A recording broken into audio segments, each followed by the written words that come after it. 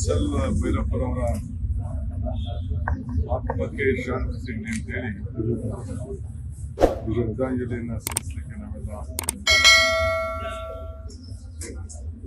ನನಗೆ 1994ರಲ್ಲಿ ನಾವು ಖಡಗಪುರದಲ್ಲಿ ಕನ್ನಡ ಸಾಹಿತ್ಯ ಸಮ್ಮೇಳನವನ್ನು ಮಾಡಿದ್ದೇವೆ.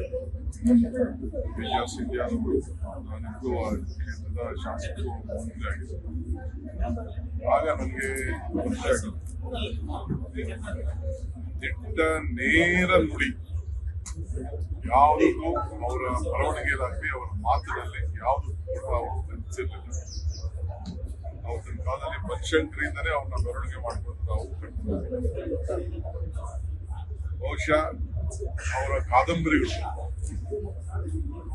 ಎಲ್ಲ ಹೊರದೇಶದಲ್ಲೂ ಕೂಡ ಭಾಷಾಂತರ ಆಗಿದ್ದು, ವಿಭಿನ್ನ ಭಾಷೆಗಳಲ್ಲಿ ಭಾಷಾಂತರ ಆಗಿದ್ದು ಮತ್ತು ಸಿನಿಮಾಗಳಲ್ಲಿ ಕೂಡ ದೊಡ್ಡ ದೊಡ್ಡ ಸಿನಿಮಾಗಳನ್ನ ತೆಗೆದಿದ್ದನ್ನು ಕೂಡ ನಾವೆಲ್ಲ ಮೆಲುಕಾಗುವಂತ ಒಂದು ಸಂದರ್ಭ.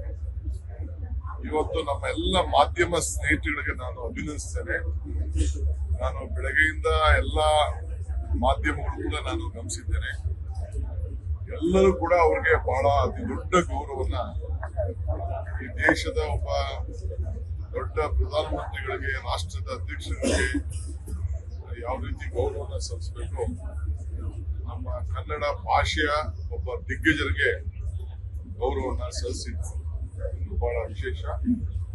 ಸೊ ಅದನ್ನ ನಾನು ಈ ಸಂದರ್ಭದಲ್ಲಿ ನಮ್ಮ ಮಾಧ್ಯಮ ಲೋಕದ ಎಲ್ಲ ಸ್ನೇಹಿತರು, ಸಂಸ್ಕೃತಿ ಬಹಳ ಎತ್ತಿ ಯಾವಾಗಲೂ ಕೂಡ ಇದ್ದಾರೆ. ಅವ್ರಿಗೆ ಸಿಕ್ಕಿರುವಂತ ನಮ್ಮ ರಾಷ್ಟ್ರ ಪ್ರಶಸ್ತಿಗಳು, ಪದ್ಮಶ್ರೀ, ಹೀಗೆ ಅನೇಕ ಪ್ರಶಸ್ತಿಗಳು ಇವತ್ತು ದೊರೆತಿದೆ. ದೇಶದ ಎಲ್ಲ ಗಣ್ಯರು ಕೂಡ ಕಂಪನಿಯನ್ನ ವ್ಯಕ್ತಪಡಿಸಿದ್ದಾರೆ.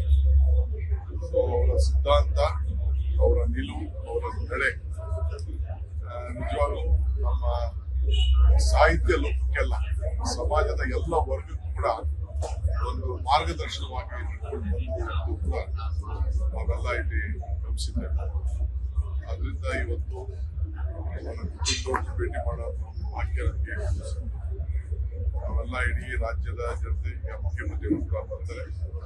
ಮೈಸೂರು ಅವರ ಕೊನೆ ಅಂತಿಮ ಗೌರವನ ಸಲ್ಲಿಸುವಂತ ಜಾಗ ಸರ್ಕಾರದ ಎಲ್ಲ ಗೌರವದೊಂದಿಗೆ ಸಿಗದೆ ಇವತ್ತು ನಾವೆಲ್ಲ ಸೇರಿ ಅವರ ಆತ್ಮಕ್ಕೆ ಶಾಂತಿ ಸಿಗಲಿ ಅಂತೇಳಿ ನನ್ನ ವೈಯಕ್ತಿಕವಾಗಿ ಸರ್ಕಾರ ಮತ್ತು ಪಕ್ಷವಾಗಿ ನಾನು ಭಗವಂತನಲ್ಲಿ ನನ್ನ ಪ್ರಾರ್ಥನೆಯನ್ನು ಒಂದು ಸ್ಮಾರಕ ನಿರ್ಮಾಣ ಮಾಡಬೇಕು ಅವರಿಗೋಸ್ಕರ ಅಂತ ಒಂದು ಮನವಿ ಬಂದಿದೆ ಸರ್.